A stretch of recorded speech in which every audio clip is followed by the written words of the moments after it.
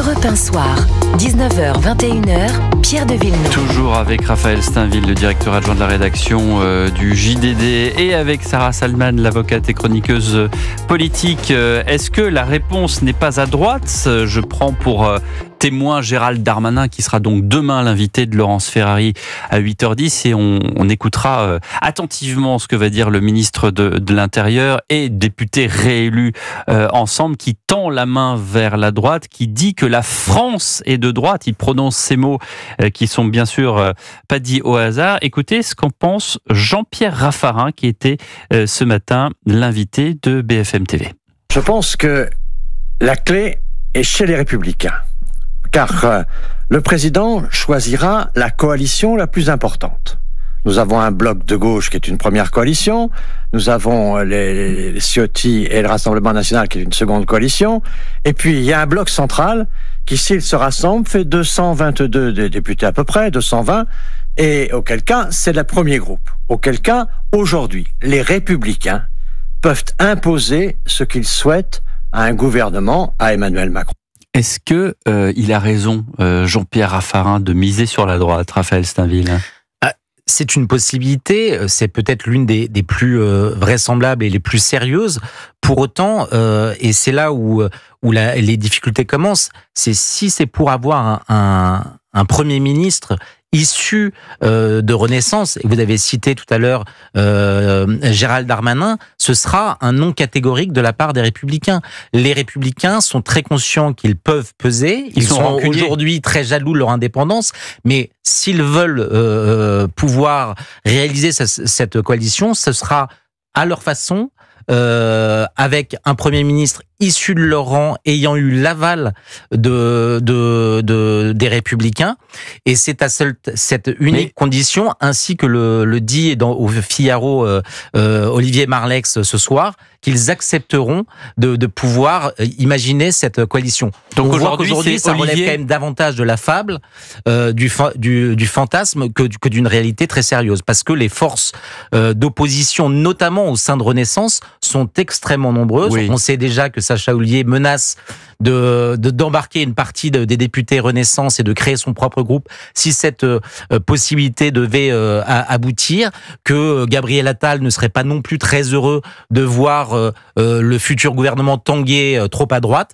et donc je pense que ça soit quelque chose de très incertain. Il faut que chacun prenne ses responsabilités, dit Édouard Philippe en ce moment sur TF1 LCI. Le président va devoir nommer un Premier ministre sur un accord qui permet d'avancer, un accord centre-droite qui limite les problèmes. Voilà ce que dit Édouard Philippe, Sarah Salman. Mais dire que la France est plutôt à droite, comme le disait M. Darmanin, je pense que c'est assez vrai. On regarde les résultats des européennes, c'est compliqué de dire autre chose. On regarde les sondages, les préoccupations des Français, c'est l'insécurité et l'immigration avant le pouvoir d'achat. Donc effectivement, la France est plutôt à droite. Après, dans les Républicains, il y a aussi des divergences. Regardez, tout à l'heure, on a M. Pradier, je lisais ça dans le Figaro, qui dit qu'il veut prendre ses distances avec les Républicains. Non mais attends, Aurélien Pradier, ils sont pas très nombreux. Sarah, sérieusement, vous me prenez cet exemple-là ? Oui, je vous prends cet exemple. Aurélien Pradier, écoutez-moi, le type qui a 100 doublures de veste dans sa veste. Je vous prends cet exemple pour vous montrer qu'ils sont déjà pas très nombreux sur le papier. Si en plus il y en a qui prennent leur distance, oui, j'ai pris cet exemple, d'accord. Attends, c'est une tarte à la crème ton exemple.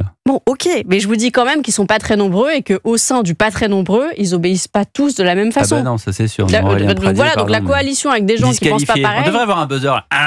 Mais ils sont pas nombreux, mais ils sont plus nombreux, par exemple. Ils sont plus nombreux qu'Horizon et qu'Édouard Philippe, qui est absent de l'Assemblée, mais qui voudrait pouvoir constituer un pôle au sein de l'ex-majorité présidentielle, regroupant davantage les Républicains. Mais quel intérêt serait pour les Républicains nouvellement élus que de rejoindre Horizon? Ils ont sauvé leur peau quand même. Sur un Titanic. Ils ont sauvé leur peau. Aux européennes, on leur prédisait parfois moins de 5%. C'est bon. Et là, ils ont sauvé des postes. Ils ont même fait rentrer de nouvelles personnes. J'entends Olivier Marleix, qui d'ailleurs humainement n'est pas toujours très sympathique, qui veut un Premier ministre LR, mais Est-ce que c'est pas aller un peu trop vite? Est-ce que la droite n'a pas besoin de se reconstituer petit à petit? J'entends aussi Laurent Wauquiez qui a été réélu quand même à 60%. C'est un bon score également du côté du Puy-de-Dôme. Est-ce qu'il n'y a pas une coalition à faire? Pour l'instant, en allant peut-être vers une coalition de centre-droit, comme le propose le patron d'Horizon, Édouard Philippe, qui, on le sait, est plus à droite qu'à gauche. Ou est-ce qu'on peut également prendre un petit peu son temps? Tiens, justement, on va écouter Édouard Philippe qui vient de s'exprimer sur ce sujet.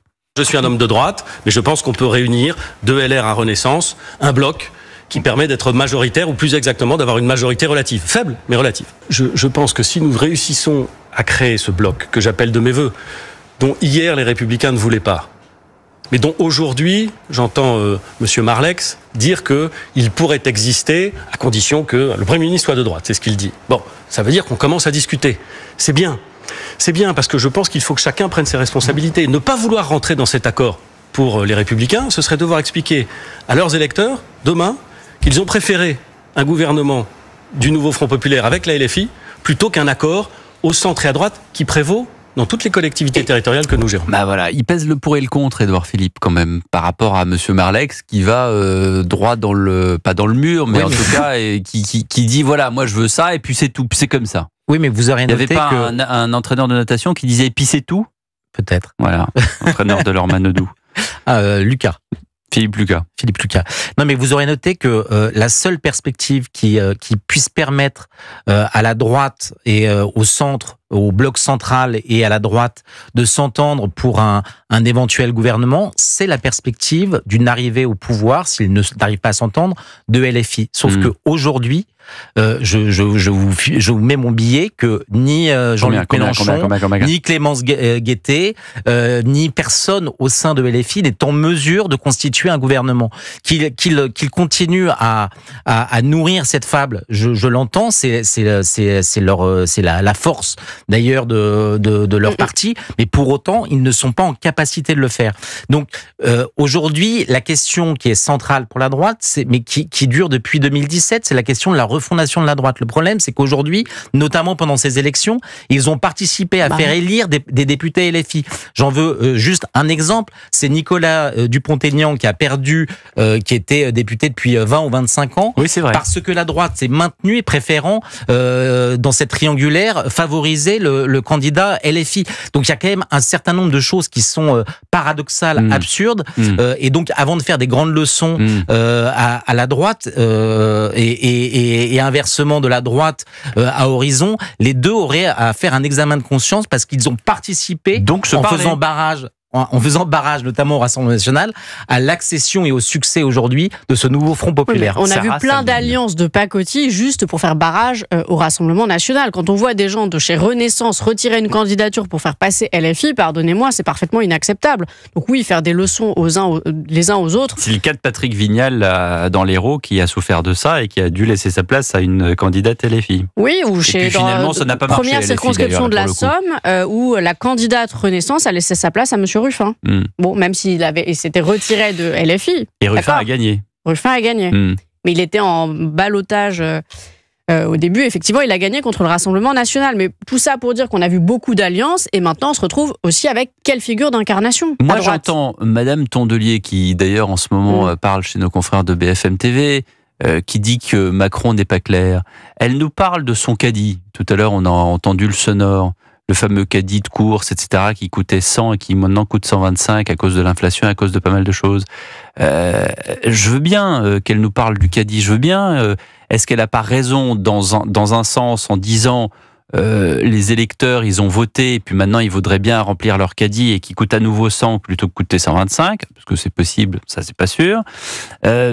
Mais en même temps, est-ce qu'elle n'a pas tort en faisant partie de ce gloubi-boulga de coalition, de négociation, de tractation, de name-dropping, etc., qui fait que à la fin, l'électeur, il a voté, et ça fait déjà 2 jours, et puis il se passe rien à part sur toutes les chaînes d'information, qui va être Premier ministre, qui veut rien, qui veut aller au perchoir, qui veut aller des trucs. Est-ce que ces gens-là sont pas finalement, de quelque parti qu'ils soient, totalement déconnecté, Raphaël Steinville? Oui, mais vous avez raison de le dire, mais c'est aussi le problème de notre système politique et qui s'est accéléré ces dernières années, où finalement au premier tour, on a voté contre Emmanuel Macron. Au second, on a voté contre Marine Le Pen et Jordan Bardella.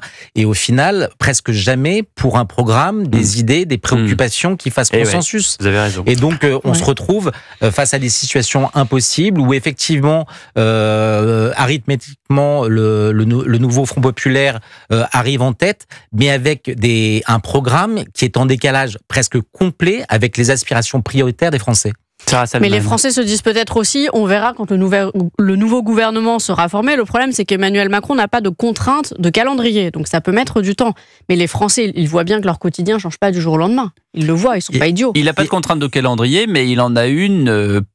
j'allais dire morale, parce que d'abord, exactement, il y a le budget qui arrive en septembre, et pour le budget, de toute façon, il faut un gouvernement. Bien et ça sûr, sera pas mais ce que je veux dire, c'est qu'il n'a pas à le faire demain.